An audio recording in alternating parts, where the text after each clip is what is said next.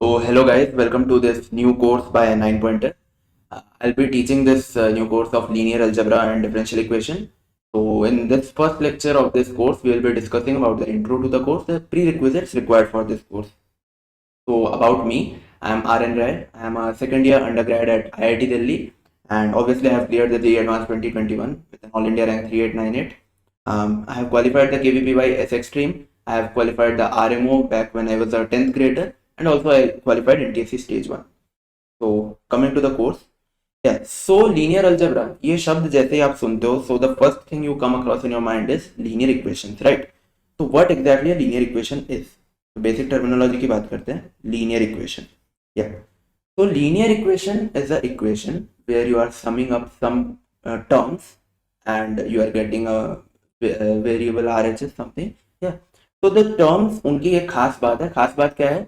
उनमें जो वेरिएबल्स है उनका मैक्सिमम जो पावर है दैट कुड बी 1, तभी वो लीनियर है. ठीक है, तो इसको लिखने का जो जनरल तरीका है that is summation a i x i equal to b, where the a i are the coefficients, x i is the unknown और the variable and b is a constant term, right. ठीक है, तो आप देख सकते हो कि ए i x आई जो मैंने बोला, तो इसमें सारे जो वेरिएबल्स है यानी कि एक्साइज है इनकी पावर 1 है ना. और जो बी वाला टर्म है उसमें कोई वेरिएबल है नहीं, यानी कि वेरिएबल की पावर 0 है. ठीक है, तो दिस सेटिस्फाइज द कंडीशन जो मैं बोल रहा था. ओके, तो एक एग्जांपल देख सकते हैं लीनियर इक्वेशन का 2x plus 3y plus 5z equal to 13. This could be an easy example. Okay, अच्छा, अब आती है भाई सॉल्यूशंस की बात. तो अब हमारे पास एक लीनियर इक्वेशन है, तो सॉल्यूशन एग्जैक्टली होता क्या है पहले तो वो डिफाइन करते हैं. तो सॉल्यूशन एक आपके पास डेटा सेट दिया होता है, तो उसको हम सॉल्यूशन बोलते हैं. अगर आप उसको पुट करोगे वेरिएबल की वैल्यूज को, तो that will satisfy the LHS and RHS. तो बेसिकली मान लो अगर मैंने आपको बोला कि x plus y equal to 2 और मैंने आपको x और y की वैल्यू दे दी 1 और 1, तो मैं बोलूंगा 1 प्लस 1 2 होता है. तो यानी कि this is the solution for the given linear equation. ठीक है, अच्छा, x I belongs to the real number set, the variables are real. so if the linear equation is in one variable, as in for suppose we say 2x equal to 4, तो उसका जो solution होगा वो क्या होगा, एक single value होगा x equal to 2. so let's say the solution is alpha, where alpha belongs to real, so that represents a single point, right. अच्छा, अब मान लो you have the linear equation in two variables, for example x plus y equal to 10. ठीक है, तो अब जो इसका सॉल्यूशन होगा, इसका सॉल्यूशन क्या होगा, दो नंबर्स का एक टुपल होगा, like we can say 4,6 is a solution, 3,7 is a solution, और ऐसे कई सारे सॉल्यूशन होंगे. तो ये जो सारे x, y सॉल्यूशन है, पहली बात तो उसको हम अल्फा, बीटा की तरह से रिप्रेजेंट कर सकते हैं, दैट बिलोंग्स टू R2. अब ये R2 होता है बेसिकली R क्रॉस R. ठीक है, and R cross R is the Cartesian product of the real set which represents all the terms of the form x, y, where x is real and y is real. ठीक है, अच्छा, coming back to the point, जो alpha, beta हमारे सारे points होंगे, इनको जोड़ने वाला जो एक ज्योमेट्रिकल फिगर होगा that is a straight line, right. अच्छा, अब now we talk about linear equation in 3 variables, तब that would be of the form alpha, beta, gamma, ऐसा सॉल्यूशन आ रहा होगा belonging to R3 obviously. And अब ये जो solution है that would lie on a plane. You obviously know what a plane is. Now let's generalize this concept. हमारे पास जो linear equation है वो मान लो n variables में है, तो the solution set would be something like alpha, beta, gamma, delta up to so on n values belonging to r की power n. और ये जो geometrical figure पे lie कर रहा होता है उसको हम define करते हैं as hyperplane.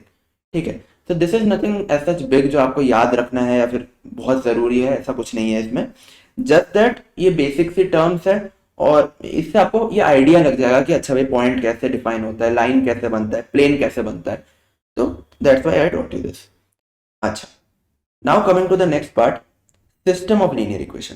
तो भाई हमने लीनियर इक्वेशन तो डिफाइन कर दिया summation a i x i equal to b से. अब सिस्टम ऑफ लीनियर इक्वेशन क्या है, तो जब हमारे पास कुछ m लीनियर इक्वेशंस होंगी, कुछ फाइनाइटली मैंने लीनियर इक्वेशंस होंगी इन सम n वेरिएबल सपोज, तो तब हम उसका क्या करने वाले हैं. तो let's say this is my first equation summation a1i xi equal to b1, जहाँ पे कि b1 कांस्टेंट टर्म है, xi आपके वेरिएबल है और a1i जो है ये आपके कोफिशिएंट्स है. Similarly I define another second equation summation a2i xi equal to b2, और ऐसे मैंने m लीनियर इक्वेशंस लिख दी जो कि कुछ n वेरिएबल्स में होंगी, suppose the summation goes from 1 to n. ठीक है, अब ये जो आपके पास m लीनियर इक्वेशंस का एक सेट आ गया, एक सिस्टम आ गया, इसको मैट्रिक्स फॉर्म में, मैट्रिक्स होता क्या है obviously you know that because you have learned that during JEE times, but still I'll teach about the prerequisites of matrix in the next lecture. For now इसको हम matrix form में represent करते हैं, तो that comes out to be ax equal to b. जहां पे A is a coefficient matrix, X is the matrix of variables and B is the matrix of constant, right. अच्छा, अब भाई एक टर्म आता है ऑगमेंटेड मैट्रिक्स। ये जो Ax इक्वल टू बी है इसी को लिख सकते हैं A ऑगमेंटेड बी की तरह। अब दीज आर समथिंग जिसको हम वर्बली एक्सप्लेन करना इज वेरी टफ, तो हम इसको एक एग्जांपल के तौर पे एक्सप्लेन करते हैं। तो लेट्स अज्यूम हमारे पास लीनियर इक्वेशन इन 3 वेरिएबल्स है। Let the first be 2x plus y plus z equal to say 10, and I take another equation x plus 3y plus 5z equal to say 17। ठीक है, तो ये आपके पास जो दो इक्वेशन आई है ना, इसको मैट्रिक्स फॉर्म में अगर मैं लिखना चाहूंगा तो that would be 2 1 1 3 1 5 multiplied by x y z equal to 10 70। ठीक है, here this is your coefficient matrix A, this is your matrix of variables x and this is the matrix of constant B। ठीक है, अब आपको obviously multiplication of matrix आता होगा, although इसको भी मैं बाद में डील कर रहा हूँ, बट स्टिल अभी के लिए हम अगर A और X को मल्टीप्लाई कर रहे होंगे दो मैट्रिक्स को, तो जो प्रोडक्ट मैट्रिक्स होगा that would B 2x plus y plus z and x plus 3y plus 5z। अब इसको अगर आप B से इक्वेट करो तो ये term equated with this term and ये term equated with this term. अब देखोगे ये हमने सीधी बात यही लिखा हुआ, ठीक है। तो घुमा फिरा के वही बात आ गई, जैसे इसका एक रिप्रेजेंटेशन का फॉर्म है और इसका बहुत ज्यादा यूज आने वाला है फर्दर टॉपिक्स में। अच्छा, अब हमने एक चीज अभी देखी थी augmented matrix, right, augmented. Augmented matrix लिखने का क्या तरीका था, ए ऑगमेंटेड बी, तो पहले तो ए मैट्रिक्स को लिख दो 2 1 1 3 1 5, फिर एक ऐसे करके डैश लगा दो और बी मैट्रिक्स लिख दो 10 70। तो अगर मैं सीधे ये मैट्रिक्स भी लिखूं ना किसी के सामने, तो दिस मींस दिस, इससे आपको ये कैसे मिलेगा भाई, सीधी बात, आपने देखा 2 1 1 1 3 5 ऐसे तीन तीन वैल्यूज है, यानी कि ऑब्वियसली तीन वेरिएबल्स होंगे जिनके ये कोफिशिएंट्स है। तो let's say the variables are a b c, तो 2a plus b plus c equal to 10 which looks something like this obviously, and a plus 3b plus 5c equal to 17, जो कि ऐसा कुछ लग रहा है। तो ऑब्वियसली अगर मैं ये लिखूं तो भी दैट मींस दिस ओनली। ठीक है, तो augmented matrix is just another form of representing ax equal to b। ठीक है, अच्छा, तो we have covered up till now linear equation, system of linear equation. Now we will see the last sub topic for today's lecture, that is types of solution of system of linear equation. तो भाई हमने solution set को एक linear equation के लिए तो define किया और हमने कुछ ज्योमेट्रिकल फिगर्स देखे और कुछ प्रॉपर्टीज देखी, बट अब हम देखेंगे कि अगर आपके पास एक सिस्टम ऑफ लीनियर इक्वेशन है जो अभी हमने डील किया था, तो उसके सॉल्यूशन किस किस टाइप के हो सकते हैं। तो अगर हम बड़े हिसाब से देखें तो ऑब्वियसली या तो उसका सॉल्यूशन होगा या फिर नहीं होगा, तो हैज अ सॉल्यूशन या फिर नो सॉल्यूशन। तो इसी को हम टर्म्स में बोलते हैं कंसिस्टेंट या फिर inconsistent.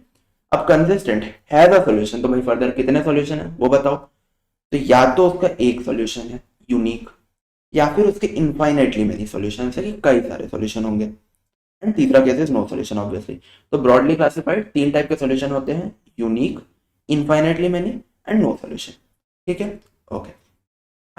Now we will deal with some example ताकि मैं आपको समझा सकूं कि किस केस में कौन सा टाइप का सॉल्यूशन है। तो लेट्स सी विद दैट।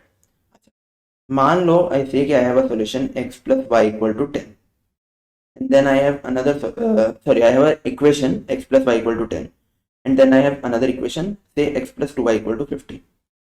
अब इसको सॉल्व कैसे करता है, I won't go into that detail, you obviously know कि आप इन दोनों इक्वेशंस को सब्ट्रैक्ट करोगे and from there you can find y equal to 5, उसको किसी भी एक इक्वेशन में पुट करोगे you will find x equal to 5। तो x equal to 5 comma y equal to 5 is a unique solution set for these given equations or the system of equation। ठीक है, तो this is the case of unique solution.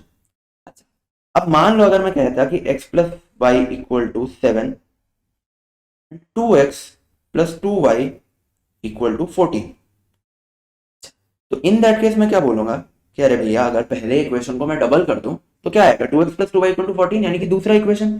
तो आप पहला equation बोलो या दूसरा इक्वेशन बोलो, दोनों सेम ही बात है। तो ब्रॉडली मेरे पास इक्वेशन आपने कुल मिला के एक ही दिया है, एक इक्वेशन दो variable. I can't solve this to get any single value, single unique solution. In that case this will have infinitely many solution. ठीक है, एंड इन सॉल्यूशन को अगर मुझे रिप्रेजेंट करना हो या किस पैटर्न का होगा वो बताना हो, तो आई कैन से कि इफ x इक्वल टू से a, तो y would be 7 minus a। ठीक है, आप देख सकते हो यहां से आराम से x प्लस वाई 7 आ रहा है। ठीक है, तो this is the case of infinitely many solution.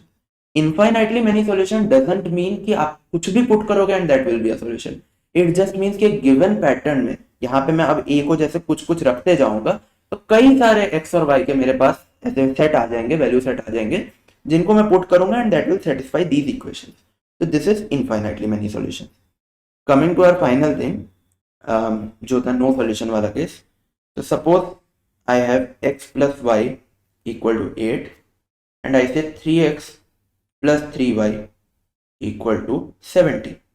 ठीक है, अब आप बोलोगे कि भैया पहला इक्वेशन बस x plus y equal to 8. अब इसको पहले इक्वेशन को, इक्वेशन 1 को अगर मैं 3 से मल्टीप्लाई करूं तो that would become 3x plus 3y equal to 24. But आप बोलोगे सेकंड इक्वेशन से तो मेरे पास 17 दिया था 3x प्लस 3y. 17 भी है, 24 भी है, ये तो गलत बात हो गई ना, साथ में तो हो नहीं सकता. इसका मतलब आपके पास कोई भी ऐसा x और y का वैल्यू नहीं आएगा जो कि साइमल्टेनियसली x प्लस वाई 8 दे दे और 3x प्लस 3y 17 दे दे. तो these equations will yield no solution, और इसी को आप बोलते हो इनकंसिस्टेंट, है ना. ठीक है, so that was it for types of solution. तो आज हमने लीनियर इक्वेशंस के जो प्री रिक्विजिट्स है, जो उसके बेसिक्स है, बेसिक टर्मिनोलॉजी है, वो देख लिए. हमने लीनियर इक्वेशन क्या होता है वो देख लिया. हमने सेट ऑफ सॉल्यूशन कैसे डिफाइन होता है उसका वो देख लिया. हमने सिस्टम ऑफ लीनियर इक्वेशन के बारे में देखा, उसके ऑगमेंटेड मैट्रिक्स और मैट्रिक्स रिप्रेजेंटेशन के बारे में देखा, और फिर फाइनली हमने टाइप्स ऑफ सॉल्यूशन देखे जो कि सिस्टम ऑफ लीनियर इक्वेशन को होंगे. Consistent, further classified into unique and infinitely many, या फिर इनकंसिस्टेंट और नो सॉल्यूशन. और उसके रिलेटेड हमने कुछ कुछ इलस्ट्रेशंस देखे. अगला जो लेक्चर होगा हमारा उसमें we will deal with intro to matrices, जिसमें हम मैट्रिक्स के प्री रिक्विजिट्स देख लेंगे. And as I said today also product of matrix वगैरह, ये सारी चीजें हम अगले लेक्चर में देख लेंगे. तो that was it for today. अब if you want you can scan this QR code to know more about 9 pointer. And if you liked this lecture, so please like, comment and share this video, and you can subscribe to 9 Pointers YouTube channel for more such content. Thank you.